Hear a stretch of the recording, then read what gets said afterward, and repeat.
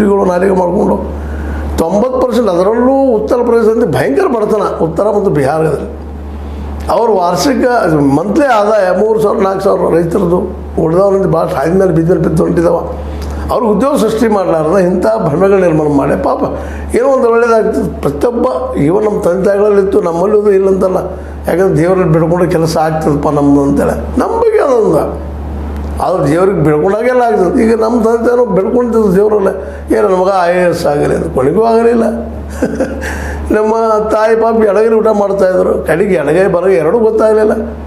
ಇವು ನಮ್ಮ ನಂಬಿಕೆಗಳ್ರಿ. ನಾ ಇವತ್ತಿದನ್ನು ವಾಸ್ತವದಲ್ಲಿ ಮಾತಾಡ್ತಾ ಇದ್ದೀನಿ ನಿಮ್ಮ ಜೊತೆಗೆ.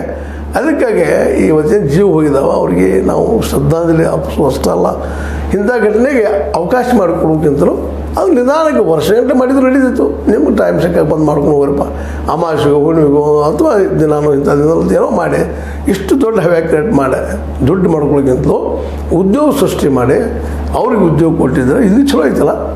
ಈ ದಿಶೆಯಲ್ಲಿ ಯಾಕೆ ಯೋಚನೆ ಮಾಡಬಾರ್ದು? ಮಹಾಕುಂಭ ಮೇಳ ಮಾಡ್ತೀನಿ, ಮತ್ತೊಂದು ದೊಡ್ಡ ಜಾತ್ರೆ ಮಾಡ್ತೀನಿ, ಅದರ ಜನಕ್ಕೆ ಉದ್ಯೋಗ ಕೊಡ್ತೀನಿ. ಇದು ಉದ್ಯೋಗ ಕೊಡೋದಲ್ಲ, ದುಡ್ಡು ಕಸ್ಕೊಳ್ಳೋಂಥ ಉದ್ಯೋಗ ಆಗ್ತಾವೆ. ಪಾಪ ನಮ್ಮ ಜನರ ನಂಬಿಕೆಗಳ ಜೊತೆಗೆ ಆಟ ಆಡೋದು ಎಲ್ಲಿವರೆಗೆ ಇದು ಸರಿ? ಅದನ್ನು ಇವತ್ತು ಮೋದಿಯವರು ಜೊತೆಗೆ ಯೋಗಿ ಆದಿತ್ಯನಾಥ್ ಅವರು ಜೊತೆಗೆ BJP ಅವರು ಉತ್ತರ ಕೊಡಬೇಕಾಗ್ಯದ. ಯಾಕಂದ್ರೆ 3 ಲಕ್ಷ ಕೋಟಿ ರೂಪಾಯಿ ಗಳಿಸಿದ್ರಿ, ಅದು ಎಷ್ಟು ಜನ ಜೀವ ಕೊಟ್ಟರು ಅನ್ನೋದ್ರ ಬಗ್ಗೆ ಉತ್ತರ ಕೊಡಬೇಕಾಗ್ಯದ. ನೀವು ಅನ್ಬೋದಿಲ್ಲ, ಜನ ತಮ್ಮ ಪ್ರೀತಿಯಿಂದ ಬಂದಾರ, ಭಕ್ತಿಯಿಂದ ಬಂದಾರ. ಹೌದು, ಭಕ್ತಿಯಿಂದ ಬಂದಾರ. ಆದರೆ ಭಕ್ತಿ ಮೂಢ ಭಕ್ತಿ ಇಲ್ಲಿ ಭಾಳ ನಿಮ್ಗೆ ಅನಿಸೋದಿಲ್ವ?